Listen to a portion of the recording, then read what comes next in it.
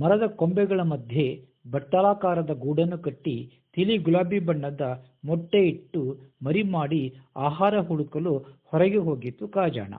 ಕಾಜಾಣದ ಮರಿ ಕದಿಯಲು ಬಂದ ಕಾಗೆಯನ್ನು ನೋಡಿದ ಗುಬ್ಬಕ್ಕ, ಬೇಡ ಕಾಗಕ್ಕ, ಕಾಜನ ಮರಿ ಕದಿಯಬೇಡ, ಅದರ ಕೋಪ ನಿನಗೆ ಗೊತ್ತಿಲ್ಲ ಎಂದು ಎಚ್ಚರಿಸಿತು.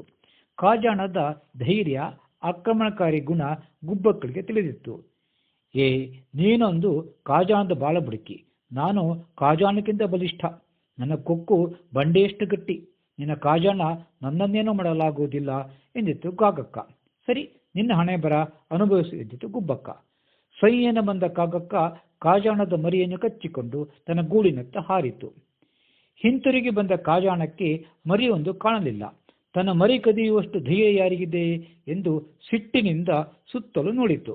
ಅದರ ನೋಟಕ್ಕೆ ಹೆದರಿದ ಗುಬ್ಬಕ್ಕ, ಮರಿ ಕದ್ದವ ನಾನಲ್ಲ ಎಂದು ಕಾಗೆ ಗೂಡಿನತ್ತ ಮುಖ ತಿರುಗಿಸಿತು.